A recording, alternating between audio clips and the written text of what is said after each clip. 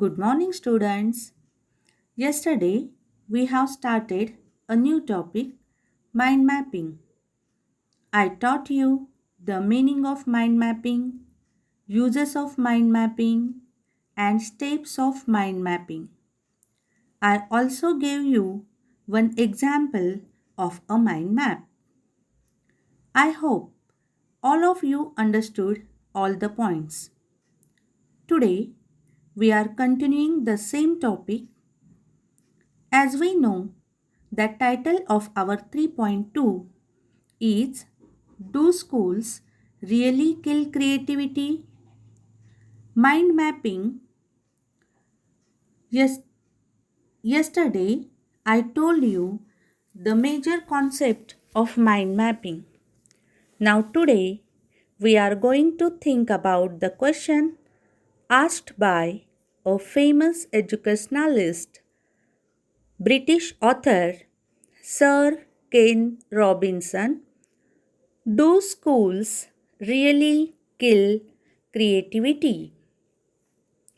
First of all, do you know the meaning of creativity?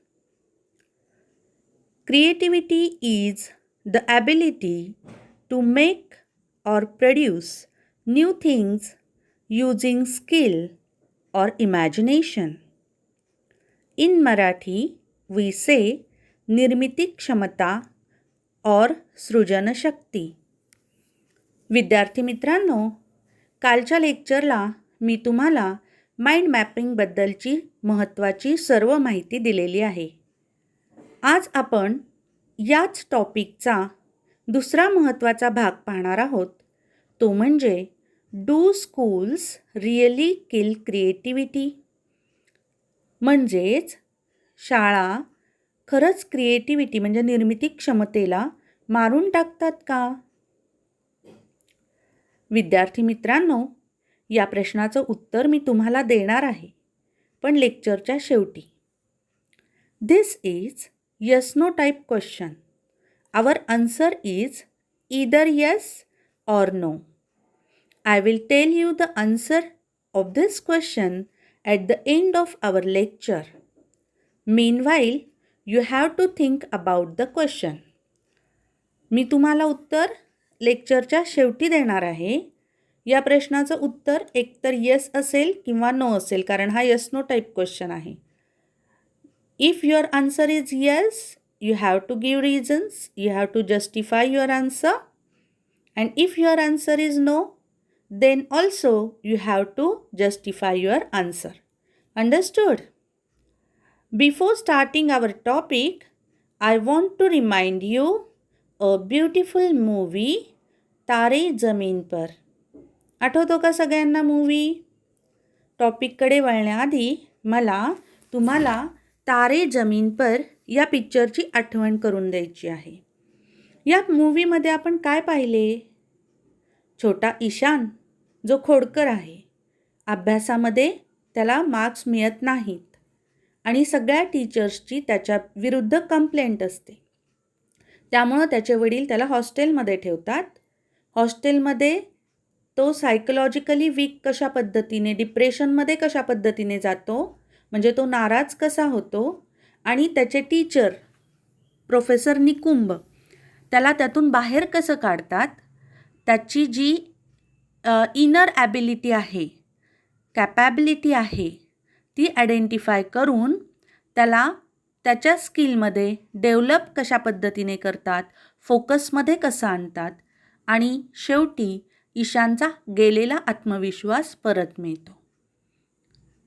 मग या पिक्चरवरून आपल्याला एक समजतं की साक्षर होणं महत्त्वाचं आहे, पण त्याबरोबरच आपल्यामध्ये जे काही सुप्त गुण आहेत, ज्या काही क्षमता आहेत, त्या ओळखणंही तितकंच महत्त्वाचं आहे.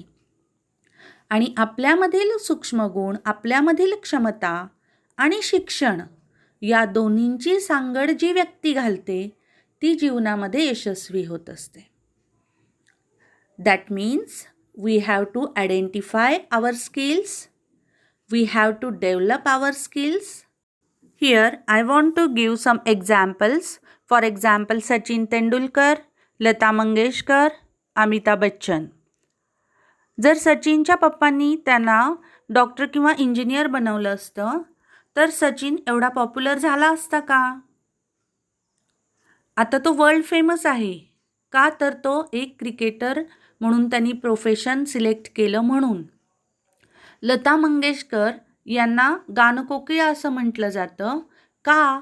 कारण त्यांना त्या गाण्यामध्ये इंटरेस्ट होता, त्यांची फॅमिली बॅकग्राऊंड तशी होती, त्यामुळं त्यांनी त्यामध्ये त्यांची डेव्हलपमेंट केली. तसंच अमिताभ बच्चनचं सुद्धा आहे. अनेक एक्झाम्पल्स आहेत. थॉमस एडिसन याला स्कूलमध्ये असताना सगळे नावं ठेवत होते, पण मोठा होऊन हाच मुलगा पुढे मोठा होऊन काय झाले? ते सायंटिस्ट झाले. म्हणजेच काय आहे की we are all different. Some students are interested in dance, some students are interested in mathematics, some students are interested in languages. That means some students are interested in music, arts, drama, etc. etc. So many fields are there.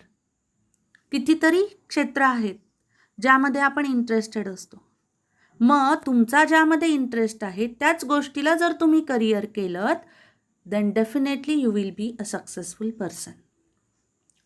मग हा विचार घेऊन Julian ॲसल before joining the RSA. RSA means, I am going to tell you the meaning of this term. First of all, let me tell you the information about Julian Astle. Julian worked in number 10 Downing Street as a senior advisor to the Deputy Prime Minister Nick Clegg.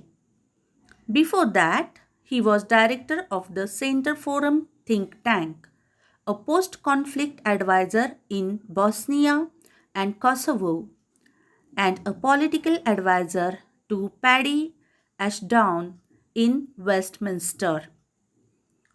That means Julian Astle हे एक writer होते. त्यांनी education फील्डमध्ये काम केलेलं आहे, adviser म्हणून काम केलेलं आहे. आणि ज्यावेळेस त्यांनी RSA, what does it mean? RSA means Royal Society of Arts. So how does it work? This is an organization. RSA is an organization and how does it work? मग ही ऑर्गनायझेशन काम कशी करत आहे? The Royal Society for the Encouragement of Arts, Manufacturers and Commerce is a London-based British organization committed to finding practical solutions to social challenges. बघा, आपल्या जीवनामध्ये man is a social animal. And in our day-to-day life, we have to face so many challenges also. Our life is full of ups and downs. So, while dealing with these social challenges, we have to find out practical solutions. ज्यावेळेस आपण हे social challenges face करत असतो त्यावेळेस आपण त्याच्यावरती उपाय काढणं गरजेचं आहे. मग हे उपाय, ह्या सोशल इश्यूज यासाठी ही ब्रिटिश ऑर्गनायझेशन म्हणजेच RSA कार्यरत आहे. मग या ऑर्गनायझेशनमध्ये कोणी कोणी काम केलेलं आहे, कोणाकोणाला अवॉर्ड्स मिळालेले आहेत? Notable past fellows include Charles Dickens, Benjamin Franklin, Stephen Hawking, Karl Marx, Adam Smith, Nelson Mandela and so on, so many people, okay, were there. Now, जी नावं तुम्ही आत्ता ऐकता आहात ना, ती सगळी मोस्टली ग्रेट पीपल होते हे सगळेजण. मग यामध्ये इंग्लिश रायटर्स होते, इकॉनॉमिस्ट होते, त्यानंतर पॉलिटिशियन्स होते, so many people were there आणि आहेत सुद्धा. म्हणजे ही लोक काही होती ज्यांनी काम केलेलं आहे RSA बरोबर, आणि काही लोक आहेत जी सध्या काम करत आहेत. जसं मी मगाशी तुम्हाला उल्लेख केला, the very famous educationalist sir Ken Robinson हे आत्ता सध्या कार्य करत आहेत या संस्थेबरोबर. Today the RSA has fellows elected from 80 countries, 80 देशांमधून अनेक लोक या ऑर्गनायझेशनशी कनेक्टेड आहेत. Next, when I told you about Sir Ken Robinson, so in the most watched TED Talks of all times, educationalist Sir Ken Robinson, that is FRSA. FRSA means what here? F means fellow, R means royal, S means society, and A means arts. Fellow of Royal Society of Arts. Understood? म्हणजे या RSA सोसायटीचे एक fellow जे कोण आहेत, sir Ken Robinson, and he is giving TED talks. TED talks म्हणजे काय? TED is a non profit devoted to spreading ideas, usually in the form of short powerful talks 18 minutes or less. म्हणजेच powerful talks means inspirational और motivational talks, प्रेरणा देणारे भाषण करणे. किती मिनिटासाठी? एकदम शॉर्ट स्पीच असतं ते, 18 मिनिट किंवा 18 मिनिटापेक्षा कमी वेळेमध्ये लोकांना प्रेरणा देण्यासाठी किंवा लोकांना काय म्हणतात, उत्साह निर्माण करण्यासाठी, मोटिवेशन, इन्स्पिरेशन देण्यासाठी हे टेड टॉक दिलं जातं. TED began in 1984 as a conference where technology, entertainment, and design converged, and today covers almost all topics from science to business to global issues in more than 100 languages. 1984 साली Ted टॉक्सची सुरुवात झाली. या Ted टॉक्समध्ये entertainment, मनोरंजन म्हणजे मनोरंजनाबरोबरच इतर अनेक विषयांची चर्चा केली जात होती. आणि आत्ता तर सायन्सपासून ते बिझनेसपर्यंत ग्लोबल इश्यूज जेवढे आहेत या सर्वांवरती टेड टॉक्स दिले जातात. And don't think that TED talks are there only in English language. So TED talks you can give more than 100 languages. किती? 100 लँग्वेजेसमध्ये, including Marathi also. You can give TED talks in Marathi language also. So it will be useful for Marathi people. So schools kill creativity. Yes, our question. Turn to our question again. So this Sir Ken Robinson claims that schools kill creativity, arguing that we don't know into creativity, we grow out of it. म्हणजे काय आहे ते? काय म्हणतात आहेत की विद्यार्थ्यांमध्ये creativity, we don't grow into creativity, विद्यार्थ्यांमधली जी निर्मिती क्षमता आहे तिची वाढ होत नाही आहे. निर्मिती क्षमतेची वाढ न होताच विद्यार्थी शिकत चाललेले आहेत, शिक्षण घेत चाललेले आहेत. We grow out of it or rather we get educated out of it. म्हणजे एज्युकेशन घेतोय आपण, शिक्षण घेत आहोत, पण या शिक्षणाबरोबर जी निर्मिती क्षमता निर्माण व्हायला पाहिजे ती तयार होत नाही, असं केन रॉबिन्सनचं म्हणणं आहे. तुम्हाला माहिती असेल बघा की शिक्षण घेत असताना, yes, there is a definition of education. Education is all-round development of a personality. एज्युकेशन म्हणजे विद्यार्थ्याचा सर्वांगीण विकास होणे होय. मग सर्वांगीण विकास सगळ्यांचाच होतो का रे शिक्षणामुळे? मग सर्वांगीण विकास करण्यासाठी तुम्ही तुमच्यामधले सुप्त गुण जाणून घेणं महत्त्वाचं आहे. स्पोर्ट्समध्ये पार्टिसिपेट करणं महत्त्वाचं आहे. इलोक्युशन ॲक्टमध्ये पार्टिसिपेट करणं महत्त्वाचं आहे.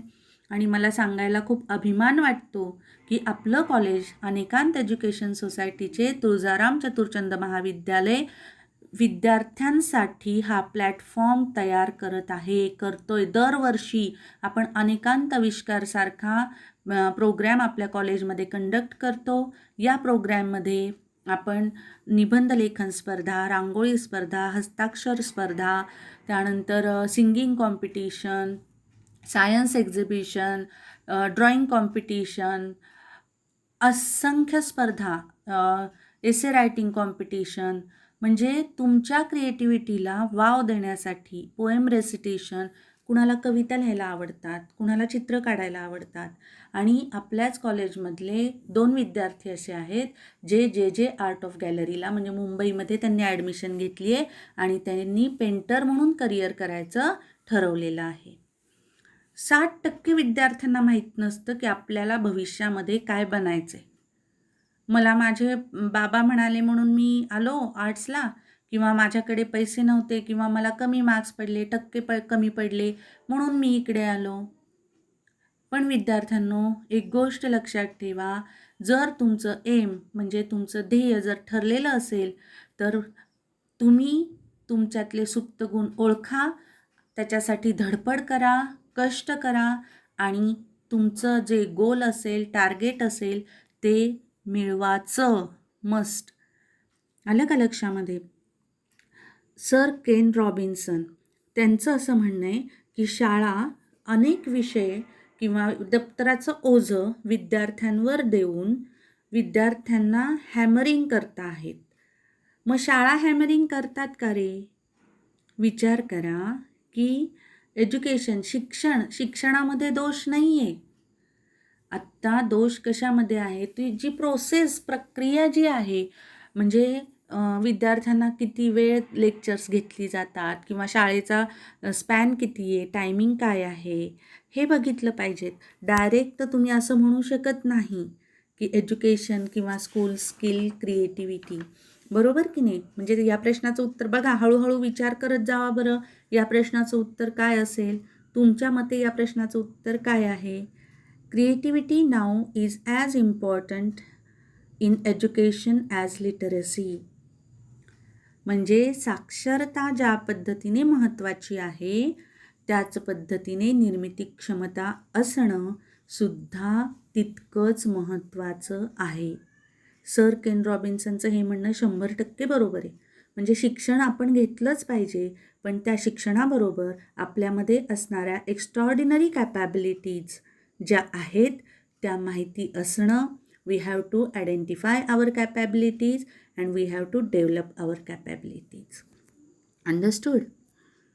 So, true creativity is based on knowledge, which in turn is based on literacy.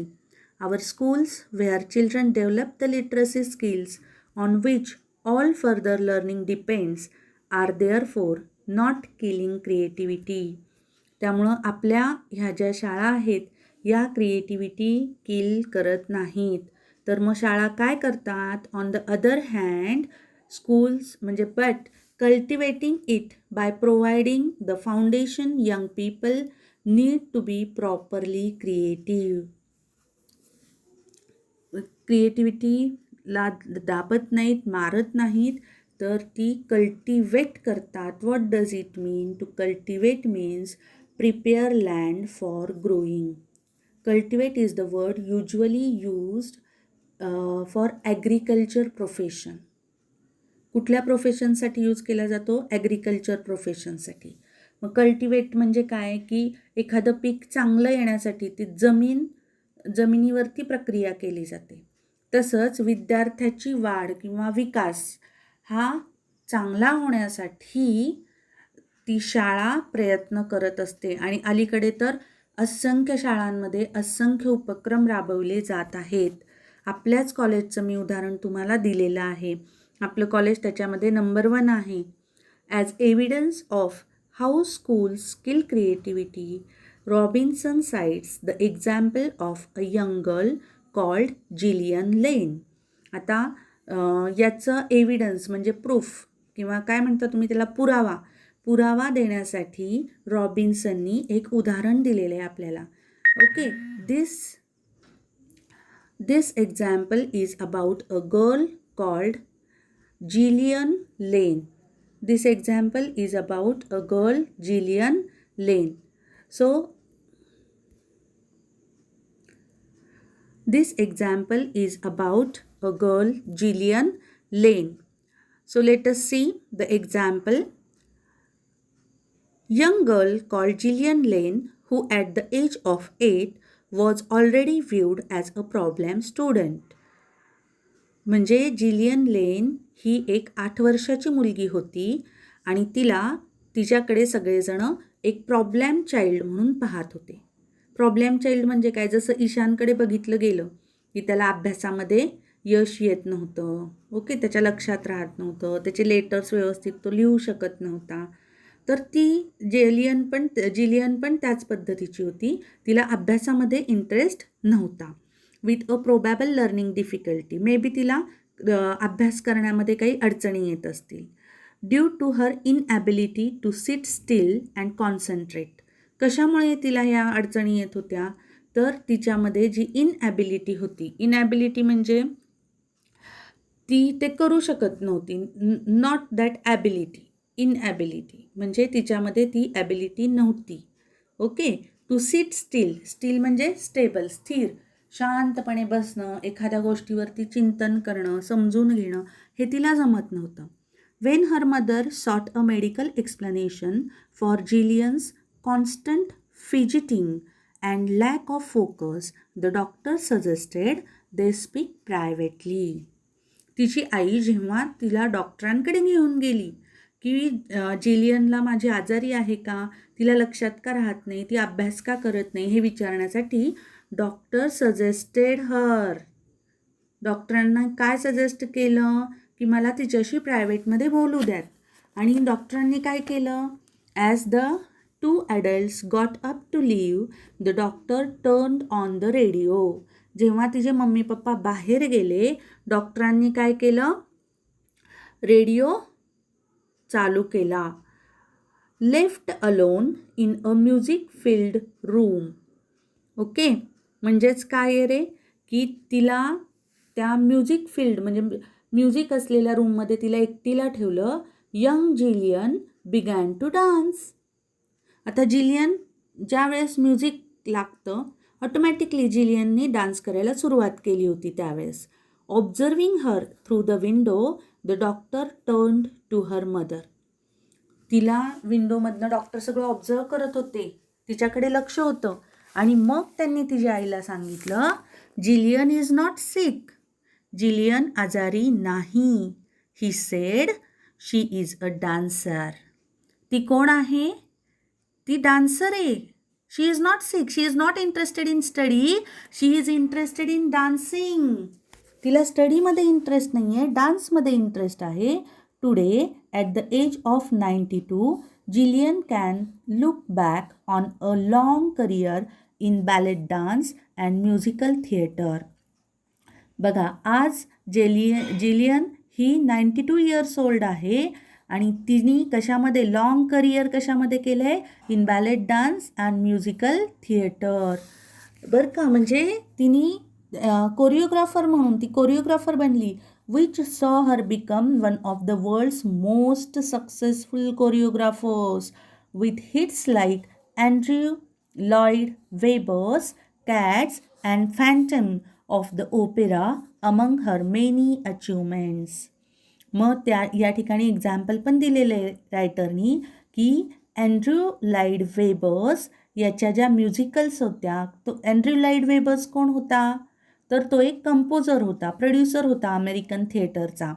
आणि त्याच्या गाण्यांवरती हिनी डान्स बसवलेले होते. मग या ठिकाणी जे कॅट्स दिलेलं आहे ते 1994 मधलं म्युझिकल आहे आणि फॅन्टम ऑफ द ओपेरा दिलेला आहे तो 2004 मधला म्युझिकल आहे. ह्या तिच्या अचिव्हमेंट्स आहेत, म्हणजे तिला ह्यामुळे सक्सेस मिळालेलं आहे, यश मिळालेलं आहे. Yet her school had all but written her off. म्हणजे तिच्या स्कूलनी तिला त्यावेळेस प्रॉब्लेम चाइल्ड म्हटलं, पण ती पुढे होऊन मोठी कोरिओग्राफर बनली. तसंच थॉमस एडिसनचं झालं होतं बाळांनो. थॉमस एडिसनला लहानपणी शिक्षणामध्ये प्रॉब्लेम्स होते, पण मोठा होऊन तो सायंटिस्ट बनला. म्हणजेच जरी अभ्यासामध्ये तुम्हाला प्रॉब्लेम असेल तरी आपल्या जीवनातला टर्निंग पॉईंट कधी येणार आहे, we don't know. Any time you can be a successful person. At the age of 17, Michael Dell could Michael डेलनी काय केलं at the age of 17 yes 17च ॲट द एज ऑफ 17 17व्या वर्षी मायकल डेलनी काय केलं BMW car he purchased his own BMW car at the age of 17 with cash payment. कसं केलं कॅश पेमेंटनी केलं. काही जणांना शक्य होत नाही पण त्यांनी 17व्या वर्षीच केलं. That was his talent. तो त्याचा टॅलेंट होता मायकल डेलचा. आलं का लक्षामध्ये. Yet her school had all but written her off mistaking her extraordinary talent for some form of behavioural problem of cognitive impairment. मग कॉग्नेटिव्ह इम्पेअरमेंट म्हणजे काय इथे cognitive impairment is a term used for state of confusion. हे state of confusion ही cognitive impairments बऱ्याचशा विद्यार्थ्यांमध्ये असते पण याचा अर्थ असा नव्हे की ते जीवनामध्ये पुढे जाऊन सक्सेसफुल होणार नाहीत. 10वीत ज्याला 90% मार्क्स पडलेले आहेत आणि 10वीत ज्याला 50% मार्क्स पडलेले आहेत अशा विद्यार्थ्यांपैकी 12वीत 50% पडलेला विद्यार्थी 12वीला फर्स्ट येऊ शकतो. It depends on you, your hard work, your passion, your desire, strong willpower towards your work. तुमची स्वतःची इच्छाशक्ती पाहिजे तुमच्या कामाबद्दलची. समजलं. तर या पद्धतीने जिलियन लेन ही 8 वर्षाची मुलगी अभ्यासामध्ये हुशार नव्हती पण पुढे मोठी होऊन ती खूप मोठी फेमस कोरिओग्राफर बनली. याचं एक उत्तम उदाहरण या ठिकाणी रॉबिन्सनने आपल्याला दिलेलं आहे आणि त्याचाच एक माइंड मॅपसुद्धा आपल्या पुस्तकामध्ये दिलेला आहे. पुस्तकामध्ये पेज नंबर 142 आणि 143 सगळ्यांनी पुस्तकं उघडायची आहेत. पुस्तकामध्ये बघा हे सगळं दिलेलं आहे तुमच्या पुस्तकामध्ये. व्यवस्थित अभ्यास करा तो. जिलियनचे एक्झाम्पल समजलं सगळ्यांना. नेक्स्ट नाव the next in this way Gillian Lynne okay she became a choreographer. Okay, career as a musical theater in ballet dance, world's most successful choreographer. School ignored her extraordinary talent. So here I want to share a quote written by Picasso. पिकासोने लिहिलेला एक coat मला या ठिकाणी आठवला आणि मला तो तुमच्याबरोबर शेअर करावा असा वाटतो. All children are born artists. The problem is how to remain an artist once he grows up. प्रत्येक ऑल चिल्ड्रन म्हणजे काय प्रत्येक विद्यार्थ्यामध्ये प्रत्येक मुलामध्ये सगळ्या मुलांमध्ये काही ना काहीतरी टॅलेंट हे असतंच. कुणाला स्वयंपाक करायला आवडत असेल, कुणाला गाणी गायला आवडत असतील, कुणाला निबंध लेखन करायला आवडत असेल, कुणाला कविता लिहायला आवडत असतील. मग तुमचे हे जे छंद आहेत ते तुम्ही जोपासणं अत्यंत गरजेचं आहे. आले लक्षामध्ये. Now let us see the next point that is critical thinking. Critical thinking is an important part of most disciplines. Creativity is not a single thing, but in fact a whole collection of similar but different processes. मी मगाशी तुम्हाला सांगितलं की creativity जी असते ती प्रत्येकांमध्ये वेगवेगळी असते. मला जे एकदा वाचून समजतं किंवा मला माझ्या मैत्रिणीला जर एकदा वाचून समजत असेल आणि मला 5 वेळा वाचलं तरी समजत नसेल तर ती माझ्या अंडरस्टँडिंग पॉवर ती त्या पद्धतीची आहे. आलं का लक्षामध्ये. म्हणजे creativity in mathematics is not same as creativity in visual art. माझं इंग्लिश छान आहे पण माझ्या मैत्रिणीचं हिस्ट्री छान असेल. म्हणजे काय आहे we have different powers, different skills. Understood. If a student decides to be creative in mathematics by deciding that 2+2 = 3. जर एखाद्या विद्यार्थ्याने ठरवलं की हां आता आपल्याला क्रिएटिव्ह व्हायला सांगितले मग मी काय करतो 2+2 = 3 लिहितो. That is not creativity. It is just a silly mistake. Understood. म्हणजे 2 + 2 = 4 लिहायच्याऐवजी जर 3 लिहिलं तर त्या ठिकाणी क्रिएटिव्हिटी म्हणता येणार नाही. ती सिली मिस्टेक असेल त्या विद्यार्थ्याची. समजलं. Creativity involves being at the edge of a field but still being within it. Yes, here I want to give you one example. And that example is about Jayant Narlikar, mathematician. माहिती आहेत ना सगळ्यांना जयंत नारळीकर. तर ते जेव्हा 10वीत होते त्यावेळेस त्यांनी पायथागोरमचं एक्झाम्पल स्वतःच्या मनाने दिलं परीक्षेमध्ये. मग त्यांच्या टीचरनी त्यांना सांगितलं की अरे तू स्वतःच्या मनाचं एक्झाम्पल का दिलंस? Actually that example was correct. ते एक्झाम्पल बरोबर होतं बरं का. पण तरी देखील त्यांचे शिक्षक त्यांना काय म्हणाले, don't give your own example, you have to give the same example from your textbook. तुझ्या टेक्स्टबुकमध्ये जे एक्झाम्पल दिले तेच एक्झाम्पल लिहायचं, otherwise you will lose your marks. आणि जर तू तुझ्या पुस्तकातलं दिलं नाही तर तुझे मार्क्स जातील. म्हणजेच काय रे की पूर्वीच्या काळी अशा पद्धतीची शिक्षण प्रणाली होती. हे जयंत नारळीकरांनी पण त्यांच्या एका इंटरव्ह्यूमध्ये सांगितलेलं आहे. तर विद्यार्थी मित्रांनो, आज आपण क्रिटिकल थिंकिंगपर्यंत पाहिलेलं आहे. पुढचं आपण पाहणार आहोत 21st century skills. I think all these points are really very important for your future life. Okay, so we will discuss all these points tomorrow. So let us stop here. Okay, I think all of you understood. सगळ्यांना समजले सगळ्यांना? Creativity म्हणजे काय, RSA म्हणजे काय, FRSA म्हणजे काय, रॉबिन्सन्सचे काय व्ह्यूज आहेत, त्यांनी काय क्लेम केलं, ते क्लेम करताना त्यांनी एक्झाम्पल जेलियनचं कसं दिलेलं आहे, त्यानंतर क्रिटिकल थिंकिंग काय आहे, मग क्रिटिकल थिंकिंग मॅथमॅटिक्सचं कसं असतं, हिस्ट्रीचं कसं असतं, बरोबर, हे सगळं आपण पाहिलेलं आहे. आता थोडक्यामध्ये जर का आपण सांगायचं झालं बघा, या ठिकाणी मी काय करते थोडंसं सांगते तुम्हाला. Similar arguments can be made for other 21st century skills such as problem solving, communication and learning how to learn. मग या सगळ्या गोष्टींमध्ये 21st सेंचुरीचे स्किल्स कुठले कुठले आहेत ते आपण उद्याच्याला पाहूयात. प्रॉब्लेम सॉल्विंग आहेत, कम्युनिकेशन आहे, लर्निंग हाऊ टू लर्न आहेत. जर तुम्हाला या 3 स्किलबद्दल अभ्यास करता आला घरी तर सगळ्यांनी वाचून ठेवा, पुस्तकामध्ये दिलेलं आहे तुमच्या. आपण ते उद्याच्या लेक्चरला डिस्कस करणार आहोत.